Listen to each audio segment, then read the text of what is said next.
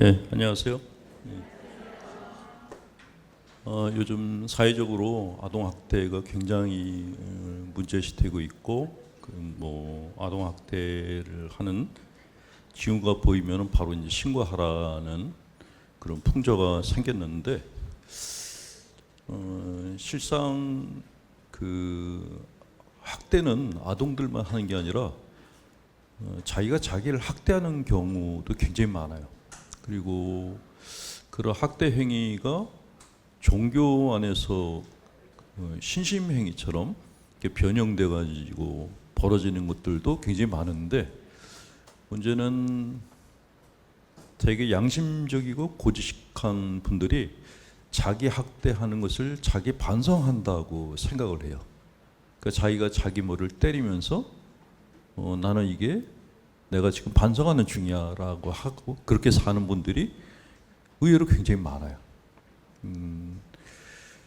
종교 안에서는 종교적인 그 명분으로 자기 자신을 갖다가 학대하는 일들이 많았고, 가톨릭 교회는 중세 이후로 그런 자신을 학대하는 신심 행위가 수도원을 중심으로 굉장히 오랫동안 내려왔죠. 그래서 많은 신자분들이 우울증에 걸리기도 하고 신경성 질환에 이제 시달리기도 했어요. 근데 문제는 교회에서 그런 신심 행위들을 굉장히 높게 평가를 했어요. 그래서 성인품을 받은 분들 중에 보면은 굶기를 다반사로 하고 잠도 제대로 안 잔 사람들이 성인품을 받았어요. 신자들은 그 반만이라도 따라가려고 또 똑같이 이렇게 자기 자신을 학대하는 그런 신심 행위를 거듭해 왔습니다. 근데 영성심리가 생기면서 그러한 행위들이 자신을 학대하는 것이 하느님을 기쁘게 하지도 않을 뿐만 아니라 자신의 인생을 망가뜨리기도 한다는 사실들을 이제 이야기를 하기 시작했죠. 제가 오늘 여러분들께 해드리는 이야기는 10년 전에 했으면은 바로 종교재판소에 끌려가서 돌에 맞아 죽었을 그런 이야기들을 하게 됐어요. 심리치료에서는 이미 오래전부터 이런 것들을 금기시해 왔는데, 종교는 그런 굉장히 느려요. 그리고 가톨릭교는 좀 더 느려요. 보통 자기 학대를 하는 사람들이 쓰는 말 중에 하나가 채찍질이라는 말을 자주 사용합니다. 자기 자신을 채찍질하며 살아왔다. 자기를 갖다가 무슨 소나 말이나 개처럼 다루면서 살았다는 얘기인데, 그런 자신을 채찍질하는 것이 자학이라는 그런 개념이 아예 없는 거예요. 근데 이렇게 자기 자신을 갖다가 몰아붙이는 그런 일들이 왜 발생하는가? 제가 궁금해서 묻는데, 여러분들은 여러분 자신을 얼마나 아끼세요? 이 질문을 했는데 앉아 계신 분 중에 3분의 2가 갑자기 고개를 떡 떨어뜨렸어요. 그러면 한 가지 더 질문할게요. 자, 내가 나를 갖다가 100점 만점에 점수를 매긴다. 나는 70점 이상이다.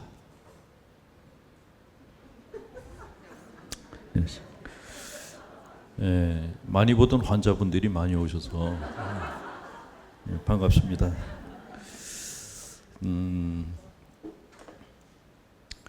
제가 이 주제에 대해서 꼭 얘기를 하고 싶었던 거는, 젊은 시절에 제가 제 자신에 대해서 너는 몇 점이니 그러면은 20점? 30점? 어떤 때는 너 같은 게 살아서 뭐해? 이런 소리들이, 생각들이 젊은 시절 내내 있었어요. 그래서 진짜 죽는 게 맞나? 내가 사람들이 나를 알아주지도 않고 내가 사람들한테 해줄 수 있는 것도 아무것도 없는데 산다는 게 곤욕스럽다는 생각을 굉장히 오랫동안 했어요. 그게 우울증인지도 몰랐어요. 그냥 하나님 앞에서 난 늘 죄인이고, 그러니까 너무 많은 죄를 짓는 거예요. 근데 그 죄라는 것이 지금 생각하면은 우습기도 한 게, 그냥 성당에 오는 여학생을 보고 마음이 설렜는데 그게 죄예요. 고해소에 가가지고 고해성사를 보는 거예요. 내가 여학생을 보고서 음흉한 마음을 품었다. 고해 신부님이 야, 뭐 사춘기 때 다 그럴 수 있어. 이렇게 얘기를 해주면은 해결이 되는데 그게 아니라 네가 어떻게 그럴 수가 있니? 그러면서 보석을 엄청 때려요. 그러면 그 얘기를 듣고 나오면 저는 또 난 정말 죄를 지었구나 하는 생각이 들어서 내 안에서 올라오는 모든 자연스러운 욕구, 감정 이런 것들을 전부 죄악시했어요. 그러니까 계속 죄수 생활을 했던 거죠. 그거를 하다가 어떤 그 한계치가 왔어요. 도저히 이렇게 살 수는 없다. 그래서 성당을 떠났죠. 냉담이라는 걸 시작을 했고 10년을 이제 다른 데 가서 이제 길을 찾아보자. 그래서 막 헤맸던 그런 기간이 있었습니다. 근데 사춘기 때 제 신앙생활은 그냥 자학의 연속이었어요. 그 저만 그런 줄 알았더니 심리학을 공부하고 상담을 했더니 굉장히 많은 성격이 착하고 고직하고 성실한 분들이 자기 자신을 두들겨 패면서 살고 있더라고요. 지금도. 그분들에게 작은 위로를 드리기 위해서 이 강의 시간을 준비를 했습니다. 자기 자신을 자학을 하는 것은 자기 자신을 사람으로 보지 않기 때문에 그래요. 그 부모님들이 자식들을 유혹할 때 그런 말 쓰잖아요. 네가 사람이야? 사람이 아니라는 거죠. 근데 그 얘기를 내가 나한테 하게 돼요. 네가 그러고도 사람이야? 그러면 그때부터 내가 나를 미워하고 날 갖다가 학대하는 그런 일들이 벌어져요. 자, 이렇게 자기 자신을 학대를 하게 되면 어떤 현상이 생기냐면 내 안에서 올라오는 자연스러운 욕구들을 전부 억압을 하게 되고 내 삶을 자꾸 파괴적인 방향으로 몰아가게 돼요. 그러니까 자아가 점점 옹색해지고 위축되고 그런 상황으로 몰려가게 됩니다. 자, 그런데 왜 우리가 자기 자신을 갖다가 학대를 하는가? 이 학대는 하나의 방어 기제다라고 얘기를 해요. 그러니까 다른 사람 내가 뭘 하다가 예를 들면 성적이 떨어졌어요. 그 성적이 떨어졌는데 엄마가 야단치기 전에 내가 먼저 날 갖다가 때리는 거예요. 그러니까 이게 말이나 되나? 그런데 실제로 이런 행동을 하고 사는 분들이 많아요. 그러니까 내가 잘못한 게 큰 게 아닌데 그 잘못에 대해서 내가 먼저 나를 갖다가 처벌을 해버리는 거예요. 그러면 내가 잘못한 것이 희석이 돼버려요. 그래서 자아를 보호하기 위한 방어기제로 자학이라는 것을 쓰기도 한다. 그래요. 예컨대 제가 이제 강의를 하다가 실언을 했어요. 근데 뭐 그냥 건강한 사람 같으면은 내가 잘못 말했네요. 그리고 지나가면 되는데 실언을 한 거에 대해서 머리털을 뜯으면서 죄송합니다, 죄송합니다 하는 거예요. 이게 자학이라는 거죠. 그러니까 사과를 하는데 너무 지나친 사과를 할 때는 그거는 사과가 아니고 자학행위다라고 보시면 된다는 거죠. 이렇게 하면은 수동적으로 자기가 저지른 죄질은 가려지고 힘을 얻게 된다. 이런 식으로 외적인 좌절을 갖다가 피해가기 위해서 자학적인 행위를 한다라는 것이 첫 번째 분석이고, 두 번째는 자학행위는 언제부턴가 생긴 거예요. 엄마 뱃속에서부터 자기를 자학하는 애기들은 없어요. 그러면 애들이 언제부터 자기 머리를 갖다가 돌로 찧을까요? 복음서에 보면은 어떤 사람이 무덤가를 갖다 돌아다니면서 자기 머리를 돌에다 짓지었다 그랬어요. 그게 이제 자학하는 거거든요. 근데 태어난 지 얼마 안 되는 아기들이 자기 머리를 때리고 그럴까요? 언제부터일까요? 그냥 엄마들이 더 잘 아실 텐데, 애가 뭐 땡깡 부리다가 머리에다가 뭘 갖다가 벽에다 갖다 들이받고 하는 게 몇 살 때부터예요? 아, 여긴 다 그 홀로 사시는 분들이. 예. 아이덴티피케이션 어그레스라고 하는데,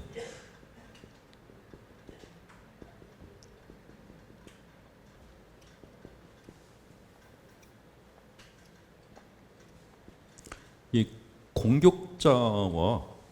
공격자와 동일시한다고 합니다. 그러면 아기한테 처음으로 공격을 가하는 게 누구죠? 어른들이죠. 부모가 아니면은 뭐 다른 어른들이죠. 뭐 정인이 같은 경우에 학대당해서 죽은 아이가 있는데 그 아이 같은 경우는 이제 자기 그 엄마가 아닌 다른 엄마로부터 공격을 당했잖아요. 이렇게 공격자로부터 학대를 받은 아이들은 자기도 그 방법을 자기한테 써요. 다른 사람한테 쓰는 게 아니라. 그래서 자기를 갖다 학대하는 사람들은 되게 심리적으로 이렇게 대물림한다라고 그렇게 얘기를 합니다. 그러니까 학대받는 환경 안에서 자란 사람들이 학대받는 신앙생활을 갖다 선택하는 경우가 많다라는 것이죠. 자기를 괴롭히는 사람의 역할을 흉내내서 자기가 자기를 괴롭히는 것, 이것을 공격자와의 동일시라고 얘기하는데 이것이 이제 자학이다라고. 자, 이렇게 공격적이 아니고 피학증적인 사람들, 자신을 갖다 학대하는 사람들이 갖고 있는 그 공통점이 하나 있어요. 그게 셀프 블레임이라고 해요. 블레임은 이제 비난하다라는 거예요. 제가 잠깐만 영어를 쓰는 이유가 있어요. 처음에는 이렇게 주로 할머니들이 많이 들으셔서 쉽게 해드려야겠다 그래서 저는 한글 위주로 했는데 이 강의가 밖으로 퍼지면서 이렇게 조금 공부한 분들이 강의가 전부 한글로만 하냐라고 묻는 분들이 계셔서 내가 그렇게 쉬운 사람이 아니라는 걸 보여주기 위해서 할 수 없이 나도 잘 모르는 영어를 갖다 이렇게 자꾸 쓰고 있어요. 셀프 블레임이라고 하는데 자책이라고. 자책. 자, 자책한다라는 것도 그 정도가 차이가 있는데 당연히 뭐 어떤 일이 잘 안 됐을 때 자책하는 마음이 올라오는 것은 자연스러운 거죠. 자책하는 마음이 전혀 없다. 그러면 이제 뻔뻔스럽다라고 얘기를 하죠. 그 자책은 어느 정도 양은 필요해요. 인간이 가지고 있는 모든 감정들은 적당한 양들은 다 있어야 돼요. 우리 몸을 구성하는 영양소들이 골고루 있는 것이 좋은 것처럼 심리적으로도 똑같아요. 분노건 질투건 게으름이건 뭐건 간에 다 적당량씩은 다 있는 게 제일 좋아요. 그런데 성격적으로 피학증적인 사람들은 이 자책하는 구조가 다른 사람들보다 조금 비대해요. 커요. 그래서 그 자책에 자기가 이게 눌려서 사는 경우들이 많다라는 것이죠. 자, 피학증적인 사람들은 자기 스스로에게 피해를 주고 스스로 학대하면서 살아남는 방식을 쓴다. 상대방이 나한테 잘못을 했음에도 불구하고 그 책임이 나한테 있다라고 자기 자신에게 책임을 귀결시켜서 죄책감에 젖어 스스로를 괴롭힌다 그랬어요. 예를 들어서 아이가 밖에 나가서 사고 쳤어요. 그럼 애가 사고 친 거잖아요. 근데 부모님이 내가 쟤를 잘못 키워서 그랬어 라고 생각하시는 거예요. 잘못 키운 게 틀린 말은 아니죠. 근데 100% 다 맞는 건 아니에요. 나는 제대로 쟤를 갖다 양육을 했는데 저 새끼가 지금 날 안 닮고 다른 놈을 닮아가지고 저렇게 된 경우도 있어요. 그러니까 예를 들면 엄마들이 자책을 많이 하는데 아들이 잘못했을 때 이게 그냥 지 할애비 닮아서 저래, 아니면 저게 지 애비 닮아서 저래, 이러면 이제 성격 장애자인데 저게 나 때문에 저렇게 됐나? 그러면 이제 신경증 장애자가 되고 그게 셀프 블레임이라고 한다는 것이죠. 자, 그런데 이 셀프 블레임이 적당해야 되는데 셀프 블레임을 좀 더 쉽게 말하면은 미사 때 우리가 네타쇼를 하잖아요. 그러니까 메아 culpa 하는데 그 네타쇼를 할 때 너무 강도가 심하게 하는 경우를 셀프 블레임이라고 얘기를 한다는 거죠. 네타쇼 말이 나왔으니까 좀 더 설명을 드리면은, 네타쇼라는 그 기도문이 들어간 이유는 무조건 어떤 일이 벌어졌을 때 그 문제의 책임이 나한테 있다라고 하는 게 절대로 아니라는 거죠. 네타쇼의 반대는 네타쇼가 있죠. 전혀 상반되는 건데, 어떤 일이 생겼을 때 이거는 저 사람들 때문이야. 그러니까 좀 아까 얘기한 것처럼 애가 잘못된 거는 너 때문이야. 사업이 안 되는 것도 너 때문이야 라고 손가락을 계속 바깥쪽으로 향하는 게 그게 네타쇼예요. 근데 이 네타쇼를 많이 하게 되면 뭐가 생기냐면 사람과 사람 간에 스플래시, 분열이 발생해요. 저 사람이 날 보고 이 문제에 대한 책임은 너한테 있어 그러는데 맞아 그럴 사람이 누가 있어요. 그리고 내가 책임질 일도 아닌데 나한테 책임을 전가시키려고 그러면 누구나 분노를 하죠. 그럼 그렇게 한 사람에 대해서 나는 당연히 적개심을 갖게 되고 저 사람의 탓을 찾기 위해서 그때부터 애를 쓴단 말이에요. 그게 이제 분열의 조짐을 네타쇼가 만들어내는 것인데, 이런 인간과 인간 사이의 분열을 막는 방법이 뭐냐? 그거는 남의 탓을 하지 말고 내 탓을 하라라는 거예요. 그러니까 상대적인 거예요. 근데 네타쇼라는 개념을 절대적인 개념으로 아시고 모든 일마다 다 내 탓이요. 그러면은 그거는 자책이 된다라는 거죠. 본당에 가끔 그런 신자분들이 계세요. 놀러 가려고 계획을 잡았는데 아침부터 비가 와요. 그 신자분이 오셔가지고 신부님 제가 기도를 안 해서 비가 오나 봐요. 그런. 비하고 본인하고 무슨 상관이 있어요? 비는 지가 오고 싶어서 오는 건데, 근데 그게 내 탓이라고 생각하는 거예요. 그러니까 뭐 본당에 안 좋은 일이 생길 때마다 제가 기도가 부족해서요, 이런 일이 생겼다고 오는 분들을 보면은 무서워요. 이게 조현병에 가까워졌구나 하는 생각이 들어서 거리두기를 하고 싶단 말이죠. 근데 그런 분들보다 더 피곤한 분들이 모든 걸 다 남의 탓으로 찾는 분들이에요.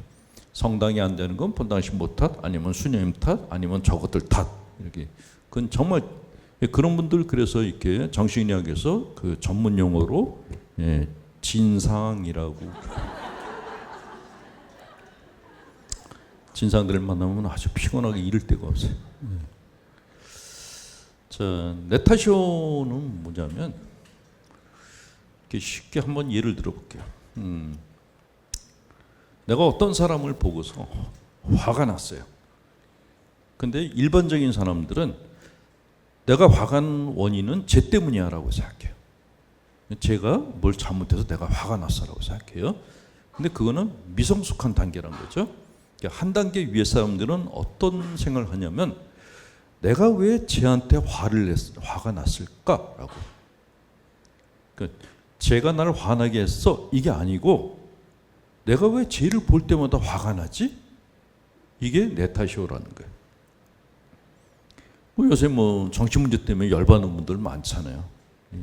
TV 막 돌리는 분들 계신다 그러는데, 저도 이제 어때 텔레비 보다가 뭐 돌릴 때가 있어요. 근데 돌리고 난 다음에 내가 왜 채널을 돌리지? 뭐 때문에? 그러니까 저 사람 탓을 계속하면은 내 문제가 안 보여요. 근데 내가 저 사람 때문에 왜 이렇게 화가 나지? 라고 물으면 그때부터 내 문제가 보이기 시작한다는 거죠. 그래서 영성적으로 성숙해 가려면은 자기 문제를 보라는 의미에서 내 탓이오라고 하는 거죠. 근데 이게 자책을 한다, 자책성 내 탓이오를 하게 되면 자기 문제가 안 보이고 자기가 갖고 있는 어둡고 습하고 약한 것만 보여요. 그러니까 악한 부분만 보여요. 어둡고. 근데 그거는 자기 자신을 살리는 게 아니라 죽이는 방법이에요. 저는 설명을 정확하게 해드렸는데 여러분들의 표정이 저게 무슨 소리요? 그런 이렇게 얼굴들이 이렇게 생뚱맞다라는 그런 표정들이에요. 나중에 동영상으로 한 번 더 이렇게 보시고 지금 가르쳐드리는 이 내용이 그 고해성사 때 제일 많이 듣는 거거든요. 잘 숙지하셔서 딴 분들한테도 알려줬으면 좋겠어요. 자, 자책은 마치 어린아이가 벌을 받음으로써 내가 자유로워졌다 하는 것처럼 초자의 고문을 당하고 있는 사람이 벌을 받고서 초자로부터의 고문에서 벗어나고 싶어. 이거는 군대 갔다 온 남자들이 잘 알아요. 군대에서 고참들이 뭐 쫄다고도 군기 빠졌다고 오늘 저녁에 집합했어요. 근데 매를 맞는 것보다 매를 맞기 전까지 기다리는 게 힘이 드는 거예요. 도대체 이 자식이 날 갖다 얼마나 팔 건가? 또 무슨 짓을 할 건가? 그러니까 그 생각하는 것 자체가 너무 괴로운 거예요.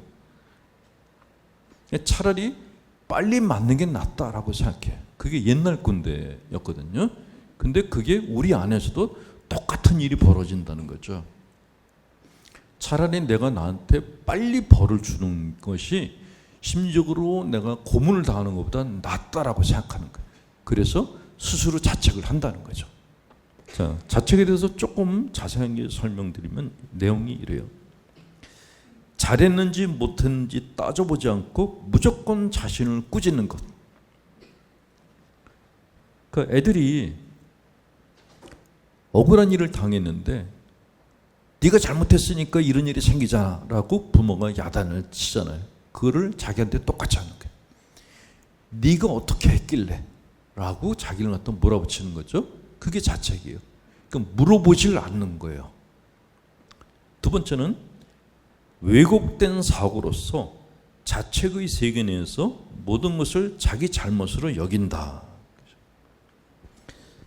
자, 내 안에 자책의 세계라 그랬습니다. 사람 마음 안이 약간 복잡한 구조를 갖고 있는데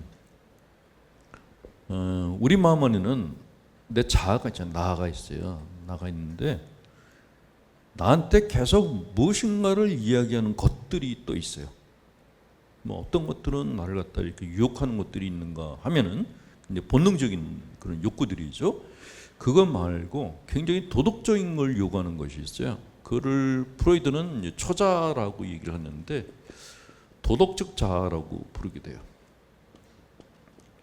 자, 우리는 일반적으로 도덕 그러면 무조건 좋은 거라고 생각하는데 절대로 그렇지 않습니다. 도덕적인 것도 정도껏 해야 돼요. 이게 너무 오바가 되게 되면은 초자가 비대해졌다 그래요. 폭군이 내 안에 하나 생기는 거예요. 근데 얘가 나를 존중을 안 해줘요. 무슨 일을 할 때마다 내 옆에 와서 나를 야단을 쳐요. 그러니까 자책이 심한 사람들은 약한 자의 옆에 거대한 폭군 하나를 모시고 사는 그런 구조를 가지고 있다고 보시면 맞아요. 끊임없이 나에 대해서 안 좋은 얘기를 하는 거예요. 만약에 여러분들이 집에서 이렇게 뭘 밥을 했는데 남편이 옆에서 그걸 손으로 한 거야? 발로 한 거야? 빨래를 했는데 이걸 빨래라고 한 거야? 청소했는데 이걸 청소라고 한 거야? 라고 얘기를 하면은 어떻게 되겠어요? 자아가 쪼그라들겠죠. 근데 그렇게 계속해서 나한테 잔소리하고 폭언을 하는 것이 우리들 마음 안에 한 놈이 살아있어요. 얘가 언제부터 우리 안에 들어왔는지는 잘 몰라요. 근데 언제부턴가 내 안에 서식을 하면서 사실은 지가 내 안에 세를 들어온 거거든요.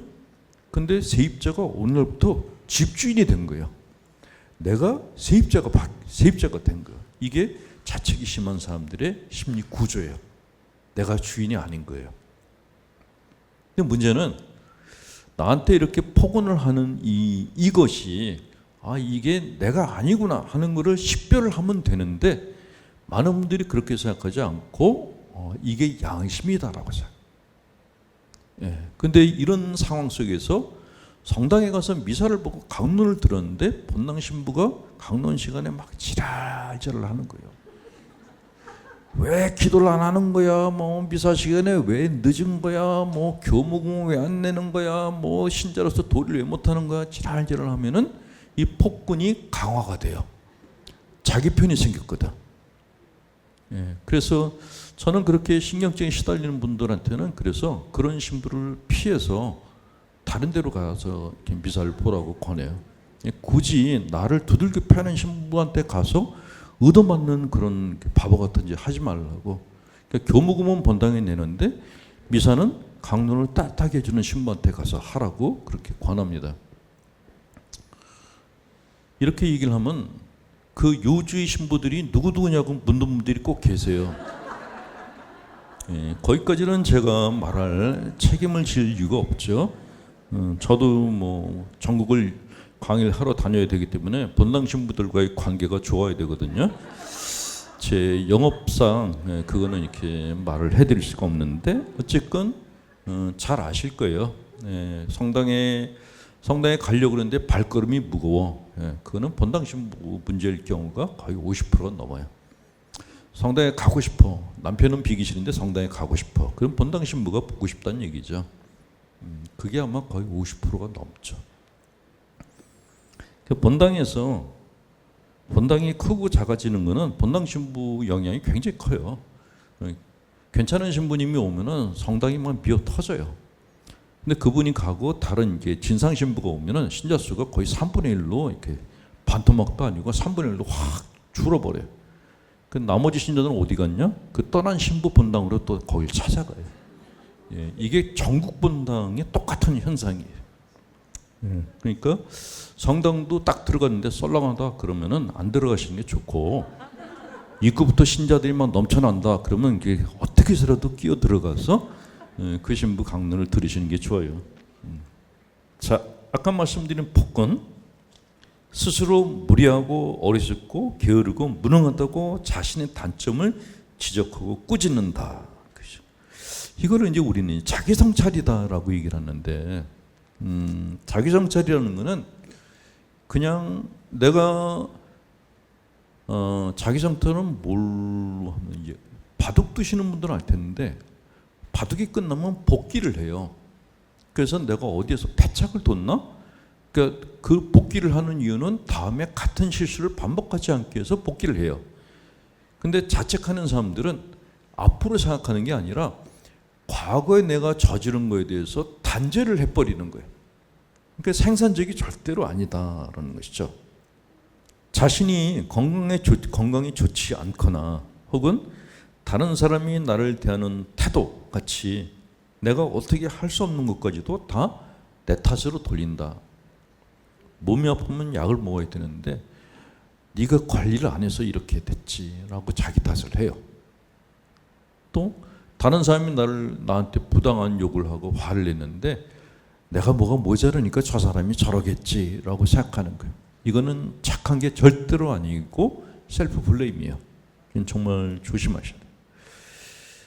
자책하는 습관이 철저하게 배어들게 되면 내 힘으로 어찌할 수 없는 일에 대해서까지 내가 책임감을 느낀다. 이걸 무한 책임이라고. 모든 걸 다 내가 책임지려고 한다는 거죠. 가장 흔한 자책 증상은 끊임없이 사과하는 것이다. 그래서 실제로 사과를 거듭해서 하는 분들도 있고 마음 안에서 다른 사람들한테 계속 사과하는 분들이 있고, 그리고 이게 이제 신앙생활로 연정되면은 성당에 들어가서 끊임없이 자기 자신을 죄인이라고 고백하는 분들이 계세요. 그건 신앙이 아니에요. 자책이지. 만약에 여러분들 자제분이 오래간만에 이제 명절 때 여러분들 만나러 집에 왔어요. 근데 들어오자마자 엄마 앞에 엎어져가지고 막 통곡을 하면서 어머니, 제가 어머니를 모시게 돼서 이렇게 죄송합니다 하는 거를 하루 종일 울고불고 하면서 한다면은 어떻겠어요? 효자네라고 생각하시겠어요? 이게 돌았나 하시겠어요? 정신병원에 보내야겠구나 라고 생각한다는 거죠. 근데 우리는 사람들 앞에서는 그렇게 안 하는데 하나님 앞에서는 그렇게 해요. 그것도 날짜를 40일이나 잡아가지고 사순 시기 동안에 40일 동안 내내 자책하는 구조를 갖고 있어요. 이걸 좀 바꿨으면 좋겠는데 너무 오랫동안 굳어져가지고 잘 바뀌질 않고 있습니다. 자, 자책이 심하면은 자기 자신의 장점, 자신의 실력을 제대로 볼 수가 없어요. 다른 사람들이 나를 갖다가 이렇게 질책을 하면은 주눅 들잖아요. 그 내가 못난 것만 보이기 시작하죠. 근데 내가 나를 질책해도 똑같은 현상이 생겨. 내가 갖고 있는 좋은 게 하나도 안 보여. 그러니까 상담원들이 하는 일은 뭐냐면 자책의 구조에 빠져 있는 사람한테 당신이 그런 문제도 있지만은 그 옆에 더 좋은 게 있다라는 걸 알려주는 거예요. 본인이 본인한테 희망을 갖도록끔 계속해서 메시지를 알려주는 거죠. 그리고 누구나 아무리 못난 사람이라고 하더라도 자기만의 탤런트가 하나씩은 다 있어요.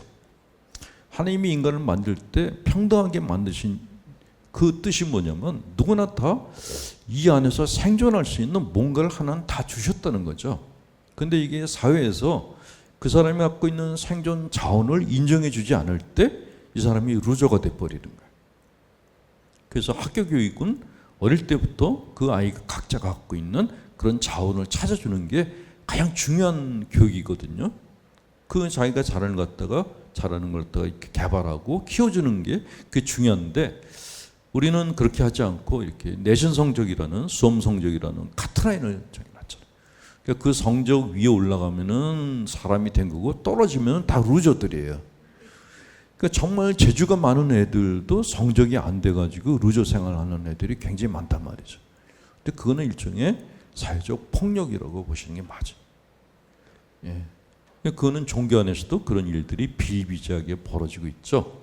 그래서 사회건 종교건 간에 사람이 자기 자신을 학대하고 질책하는 거는 막아야 돼요.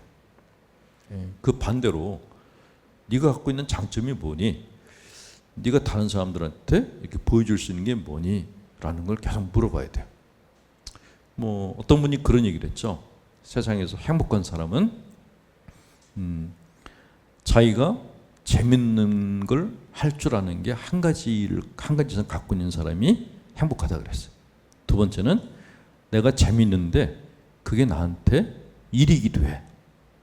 그러니까 나한테 생활비를 갖다 벌어다주는 일이기도 하면은 그 다음으로 행복하고 제일 행복한 사람은 그게 내 일임과 취미임과 동시에 많은 사람들로부터 사랑을 받을 수 있는 거야. 그럼 그거 최고라는 거죠. 그러니까 꼭 좋은 성적 얻어가지고 그냥 남들이 가는 코스대로 나와서 그렇게 사는 것만이 행복한 게 아니라는 거예요. 그런 의미에서 요즘 애들은 그래도 자기 인생을 사는구나 하는 생각이 드는 게 뭐 법대 들어갔다가 그냥 나와요. 그리고 유럽 쪽에 가서 셰프가 되겠다고 뭐 날아가요. 그러니까 자기가 좋아하는 걸 하겠다는 거죠. 우리가 대표적으로 알고 있는 그 BTS 멤버 중에 한 아이도 부모님이 이제 공부를 잘하니까 길을 보고 너는 이제 의대나 법대 가라 그랬는데 얘가 가수가 되겠다 그러죠. 난리가 났었대요. 근데 이 친구가 자기는 그냥 노래 부르겠다. 그래서 결국 지금은 세계적인 그런 정상에 올라갔죠.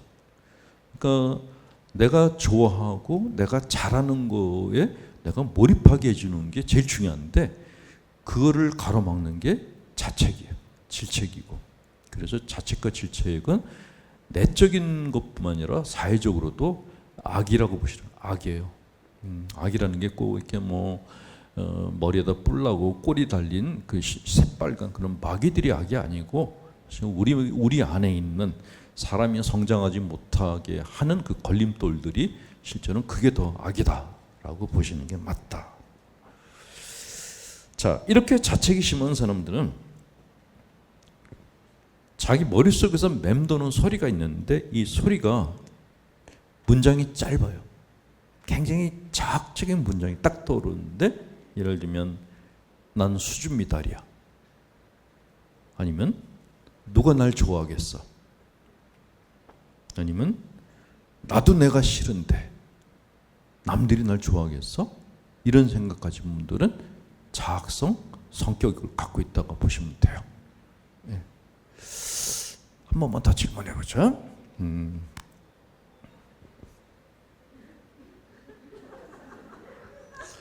예, 질문을 하려고 그랬는데 벌써 여러분들의 얼굴에 두려움과 공포심이 떠올라서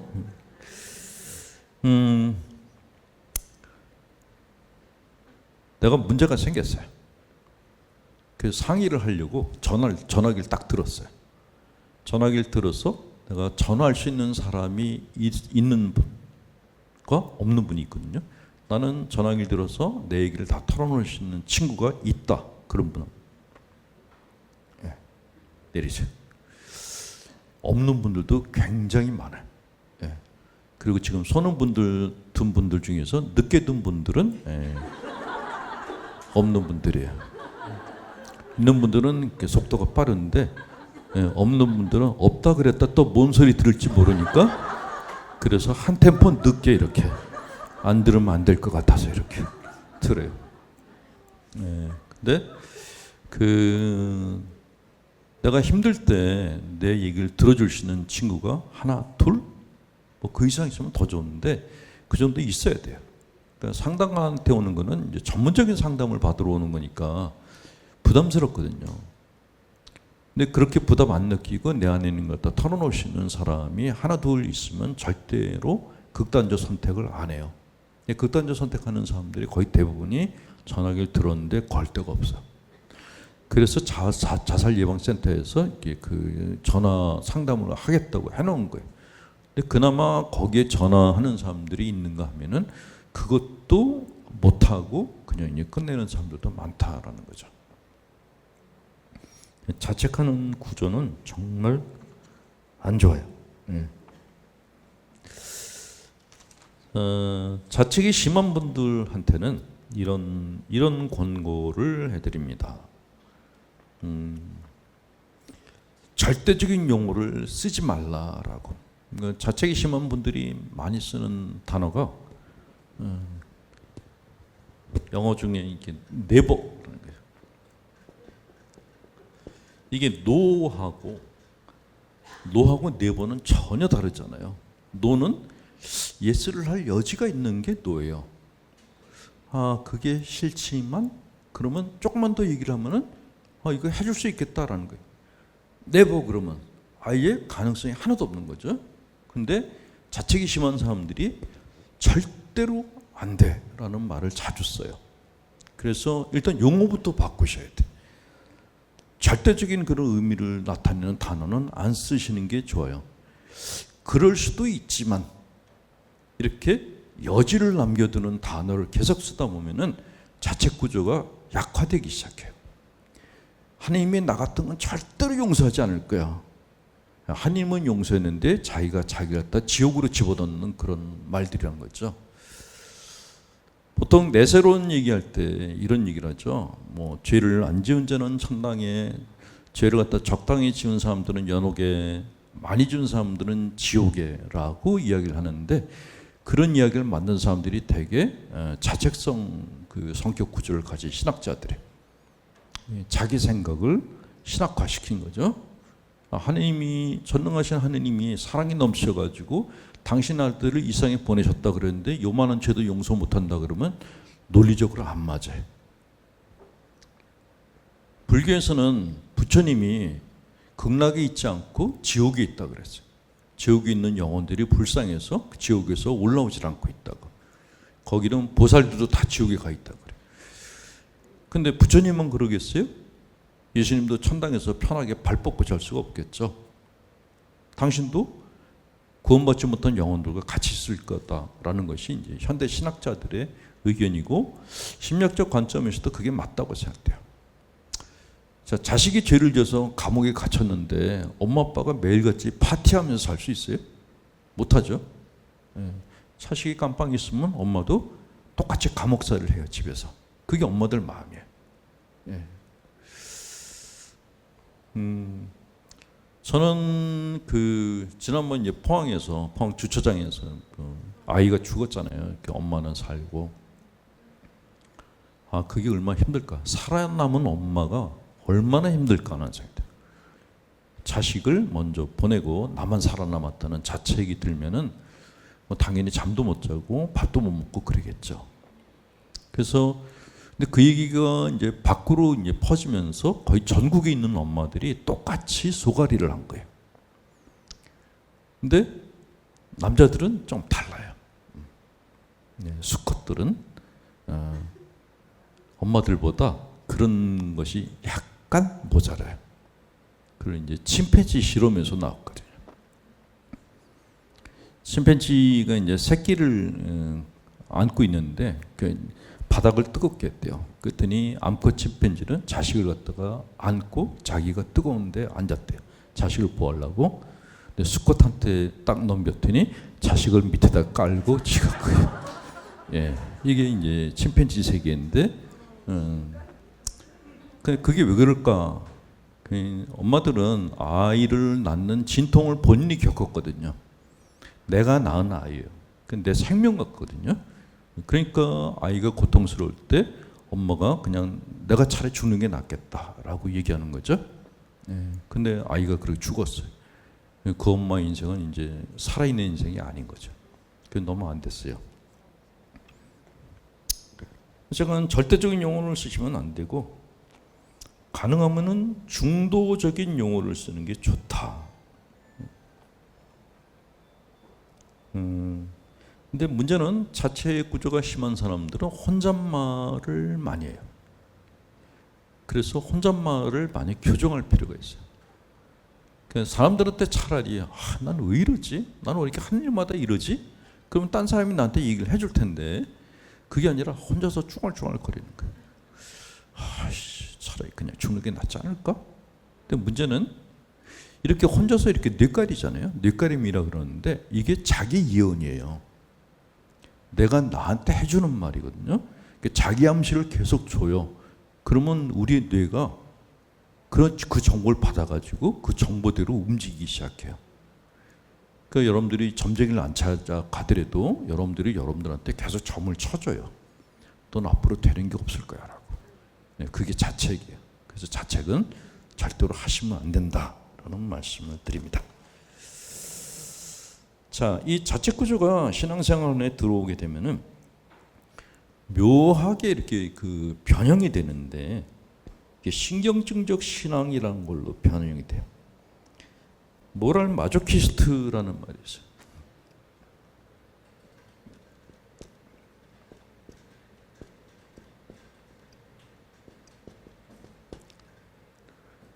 도덕적 자학자? 표현이 좀 그런데 마조키스트구나.